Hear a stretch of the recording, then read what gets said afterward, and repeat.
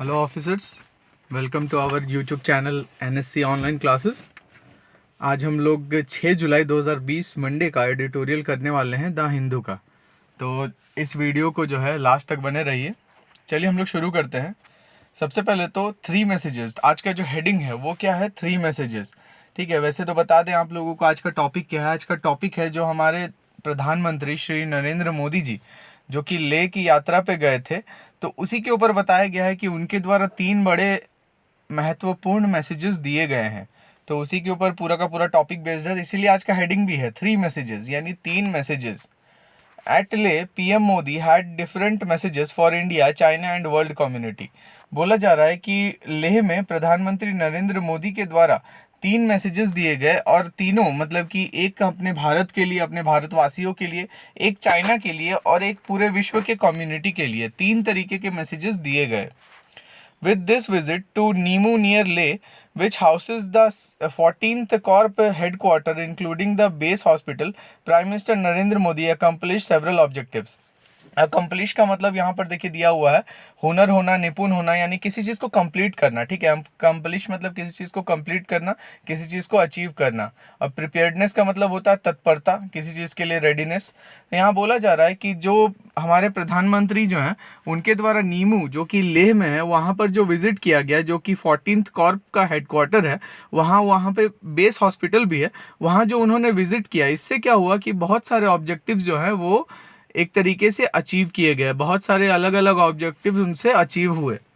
जैसे कि क्या हुआ कि इससे क्या हुआ, हमारे देश के जो सेना है उसका भी मनोबल बढ़ा, हमारे देश के जो लोग हैं उनको भी प्रोत्साहन मिला, साथ ही साथ चाइना को एक बहुत ही स्ट्रांग मैसेज गया, और पूरे वर्ल्ड को भी पता चला कि इंडिया जो है पीछे नहीं है। तो इस तरीके के बहुत सारे जो ऑब्जेक्टिव्स हैं उनके द्वारा अकम्प्लिश किए गए। He visited soldiers injured during the Galwan clash of June 15। उन्होंने क्या किया, उन सैनिकों से भी मुलाकात की जो कि गलवान वैली जो क्लैश हुआ था, गलवान वैली में जो चाइना के साथ हाथापाई हुई थी, उसमें 15 जून को जो घायल हुए थे उनसे भी उन्होंने भेंट किया। Addressed troops involve in the stand of with China, addressed troops involve in the stand of with China, और उन सैनिकों से भी मिला जो कि चाइना के साथ स्टैंड ऑफ में जो है भारत की तरफ से वहां पर खड़े थे, यानी कि वैसे सैनिक जो कि चाइना के बॉर्डर पर, ठीक है, भारत की सुरक्षा कर रहे हैं, उनसे भी उन्होंने बात की।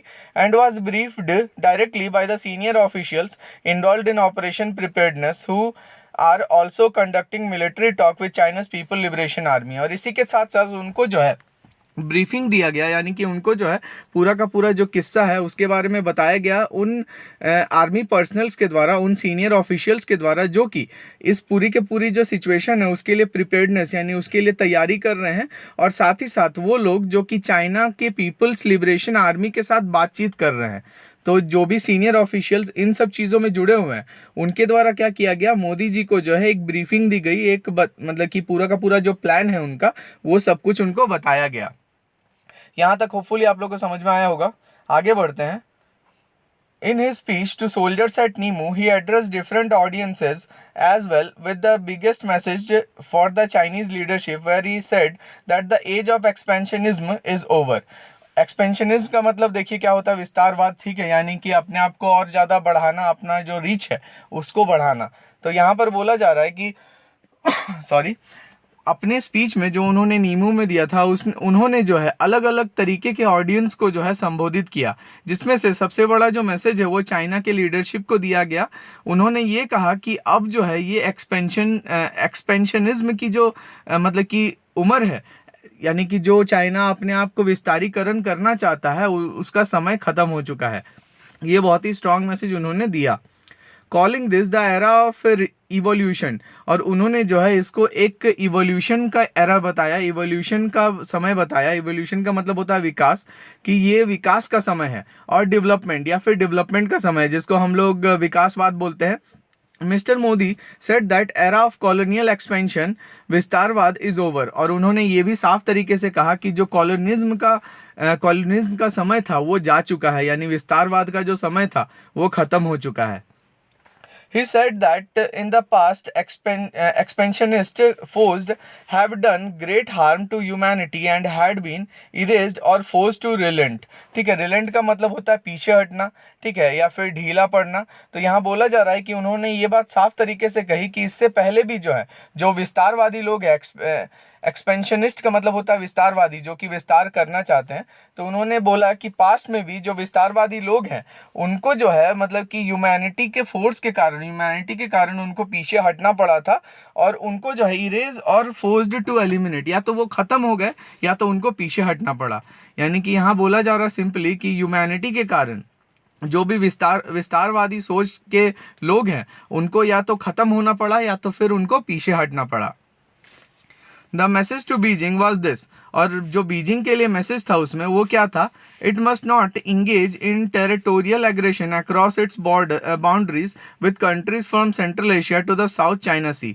और इसमें चाइना के लिए जो मैसेज था वो यही था कि वो जो है किसी भी तरीके का टेरिटोरियल एग्रेशन में ना पड़े, उसके जो नज़दीकी या फिर उसके जो पड़ोसी देश हैं जैसे कि सेंट्रल एशिया के देश हैं या फिर साउथ चाइना सी के जो देश हैं इंक्लूडिंग इंडिया, जिसमें कि इंडिया भी शामिल है, उनसे जो है वो पंगा ना ले, यानी कि किसी तरीके का टेरिटोरियल एग्रेशन में ना आए, किसी तरीके का बोलते हैं ना कि विवाद में ना घुसे।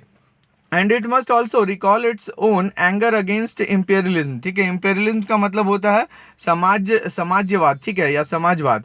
तो बोला जा रहा है कि और उसको ये भी बोला गया कि वो जो है अपना जो भी गुस्सा है समाजवाद के प्रति उसको जो है सामने रखे, रिकॉल यानी कि वो उसको याद करे। That so many in the PRC's leadership has decried। ठीक है, और बोला जा रहा है कि और ऐसा जो बात है, ये इंपेरियलिज्म का जो बात है, उनके लीडरशिप में बहुत सारे नेताओं ने कहा भी था। ठीक है, यानी कि चाइना के जो कम्युनिस्ट विचारधारा के जो बहुत सारे नेता हैं उनके द्वारा ऐसा कहा भी गया था। तो इंडिया ने मोदी जी ने उनको कहा कि आपको जो है अपनी बातें याद करनी चाहिए, दोबारा से याद करनी चाहिए जो आपने पास्ट में कहा था। यहाँ पर वर्ड मीनिंग से आप लोग इसका स्क्रीनशॉट ले सकते हैं। नेक्स्ट हम लोग आते हैं, despite the fact that he did not once name China the message appear to have hit home. बोला जा रहा है कि ये भी एक मतलब कि फैक्ट ये है, सच्चाई ये है कि उन्होंने चाइना का नाम कहीं नहीं लिया, लेकिन the message appears to have hit home, लेकिन उनका जो मैसेज है वो वहाँ तक पहुँच चुका है। With the Chinese embassy in Delhi issuing A denial that it has made any expansionist move. और ऐसा हम लोग इस बात से समझ सकते हैं कि जो चाइना की एम्बेसी है नई दिल्ली में, उनके द्वारा एक स्टेटमेंट इशू किया गया कि वो लोग जो है किसी भी तरीके का विस्तारीकरण का कोशिश नहीं कर रहे हैं। The Prime Minister also addressed other countries that are viewing the growing seriousness of 2-month-long standoff with concern। और प्रधानमंत्री के द्वारा उन देशों को भी संबोधित किया गया जो कि ये जो स्टैंड ऑफ चल रहा है, जो कि 2 महीने से चल रहा है, लगातार चल रहा है, इसके प्रति बहुत ज़्यादा सीरियस हैं, बहुत ज़्यादा कॉन्शियस हैं, बहुत ज़्यादा इसको मतलब कि इसको बहुत ही क्लोज तरीके से जो लोग फॉलो कर रहे हैं, तो उनके लिए भी उन्होंने मैसेज दिया। As he spoke about India's tradition of peace with bravery. और ऐसा उन्होंने कैसे किया, उन्होंने वो बात कह के कही कि भारत का जो हमारा ट्रेडिशन है, भारत का जो इतिहास रहा है वो क्या रहा है, पीस विथ ब्रेवरी, यानी कि हम लोग शांति से, हम लोग हर चीज़ शांति से करते हैं, लेकिन हमें जब भी ज़रूरत पड़ी हम लोग ब्रेवरी से काम लेते हैं, यानी कि हम लोग बहुत ज़्यादा ब्रेव हैं। Indicating that diplomatic options would be exhausted before any action. और उन्होंने ये बात भी बिल्कुल इंडिकेट की, उन्होंने ये बात भी कहने की कोशिश की कि हम लोग जो है सबसे पहले तो अगर किसी भी तरीके का स्थिति खराब होती है तो पहले डिप्लोमेटिक ऑप्शन यानी कि जो कूटनीतिक तरीका है उसको अपनाएंगे। अगर वो ख़त्म हो जाता है, एग्जॉस्टेड मतलब ख़त्म होना, अगर वो ख़त्म हो जाता है तभी हम लोग किसी तरीके का एक्शन लेंगे। यानी पहले क्या किया जाएगा, डिप्लोमेटिक तरीके से यानी पॉलिटिकल तरीके से, ठीक है, कूटनीतिक तरीके से उसको जो है सुलझाने की कोशिश की जाएगी। अगर ऐसा नहीं होता तभी किसी तरीके का एक्शन लिया जाएगा। To his domestic audience, the address signified the government's determination to face the challenge at the line of actual control। और अपने डोमेस्टिक ऑडियंस के लिए यानी कि भारत के नागरिकों के लिए उनके द्वारा जो संबोधन किया गया था उसमें उन्होंने ये सिग्निफाई किया, यानी कि इस बात पे जोर दिया कि भारत जो है वो बिल्कुल ही, सरकार जो है वो बिल्कुल ही डिटरमाइंड है इस तरीके के चैलेंजेस को लड़ने के लिए जो कि LAC यानी कि लाइन ऑफ एक्चुअल कंट्रोल में हो रही है। And to focus on national priorities of infrastructure in economic development. और इसी के साथ साथ इंडिया जो है पूरी तरीके से तत्पर है अपने देश के अंदर जो इंफ्रास्ट्रक्चर और इकोनॉमिक डेवलपमेंट है उसको पूरा करने के लिए। यानी कि भारत का फोकस जो है वो पूरी तरीके से डिटरमाइंड है इस तरीके के चैलेंजेस से लड़ने के लिए, और दूसरी तरफ उसका पूरा फोकस जो है भारत में इंफ्रास्ट्रक्चर और इकोनॉमिक डेवलपमेंट को बढ़ाने में है। यहाँ पर वर्ड मीनिंग दिया हुआ है एक्सपेनिस्ट मतलब एक्सपेंशनिस्ट का मतलब होता है विस्तारवादी, डिप्लोमेटिक मतलब कूटनीतिज्ञ, और एग्जॉस्टेड मतलब थका हुआ या फिर बोल सकते हैं खत्म होना। ठीक है, कोई भी चीज़ खत्म होती है एग्जॉस्ट हो जाती है। डिटर्मिनेशन यानी इरादा। आगे बढ़ते हैं। Finally, he addressed the soldiers themselves as he spoke of the valor of the men who have been engaged in the clashes along the LAC। valor का मतलब होता है वीरता।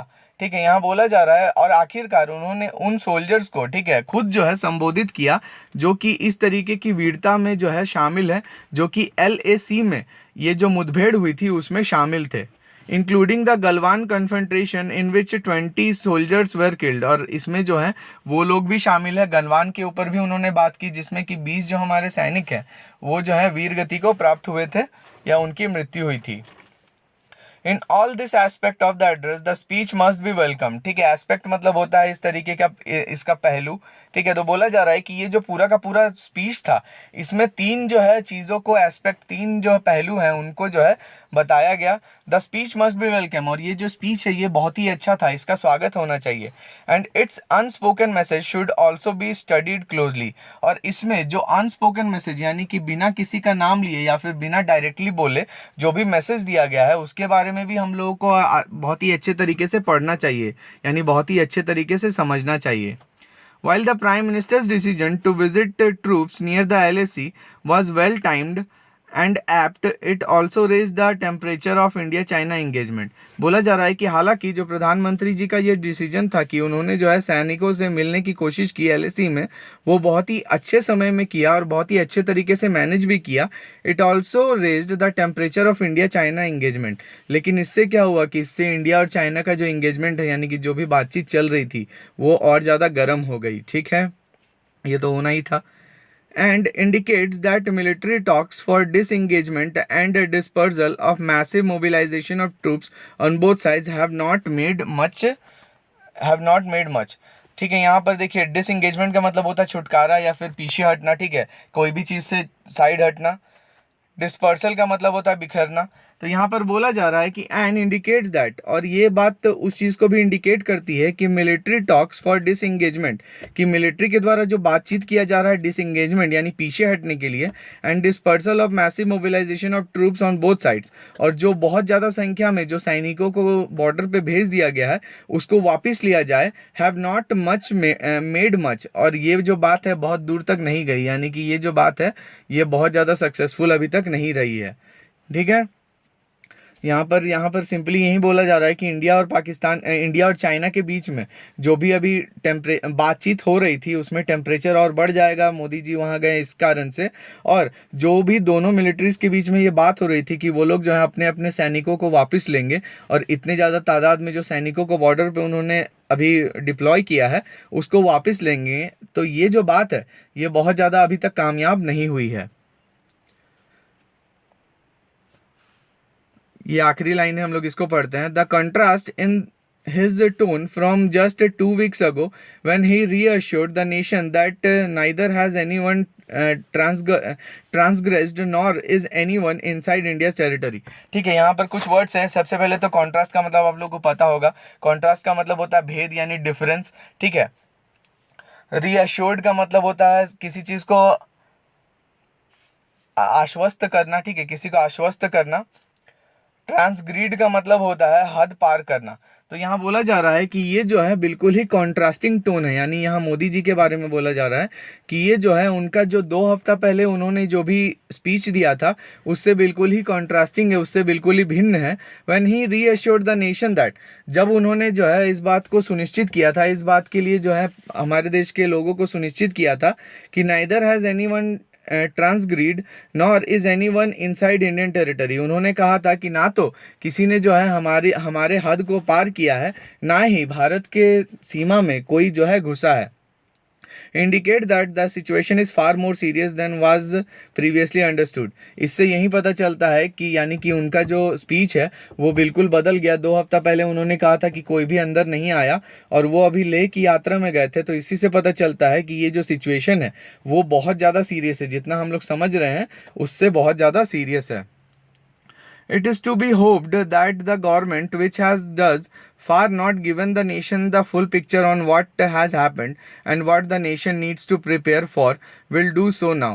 बोला जा रहा है कि और ये बात it is to be hoped, और ये बात हम लोग होप कर सकते हैं, ये बात हम लोग मतलब बोल सकते हैं ना कि ऐसा हम लोग दिल में रख सकते हैं या फिर ऐसा हम लोग समझ सकते हैं कि हो सकता है सरकार के द्वारा जो है, जो कि पूरी बात पूरे देश को नहीं बताई गई है, वो जो पूरी बात है वो बताई जाए ऑन व्हाट हैज़ हैपेंड, कि क्या हुआ था वहाँ पर, and what the nation needs to prepare for, और देश को जो है किस चीज़ के लिए रेडी रहना चाहिए। यानी यहाँ पर बोला जा रहा है कि क्या देश को जो है किसी तरीके के युद्ध के लिए रेडी रहना चाहिए।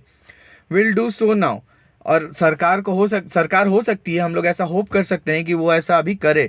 यानी कि जो भी चीज़ें पूरी चीज़ें नहीं बताई गई थी अभी तक पब्लिक को, वो सब हो सकता है कि पब्लिक को बताई जाए। Further clarifying the prime ministers course message eight ले, और इसी चीज़ को इससे क्या होगा कि और ज़्यादा जो भी प्रधानमंत्री जी के द्वारा जो कोर मैसेज यानी मेन मैसेज जो लेह में दिया गया उसको हम लोग क्लैरिफाई करेंगे। यानी कि सरकार के द्वारा अगर पूरे का पूरा खुलकर जो है सारी चीज़ें बताई जाएंगी तो इससे क्या होगा, प्रधानमंत्री जी जो मैसेज दे के आए हैं लेह में उसको क्लैरिफाई करने में, उसको साफ करने में हम लोगों को मदद मिलेगी। साफ तरीके से हम लोग उसको समझ पाएंगे कि वो कहना क्या चाहते हैं। तो आज का एडिटोरियल यहाँ पर ख़त्म होता है। आप लोगों को अगर अच्छा लगा तो प्लीज़ लाइक ज़रूर करके जाइएगा, और नेक्स्ट क्लास में हम लोग फिर से नया एडिटोरियल लेकर आएंगे। तब तक के लिए थैंक यू।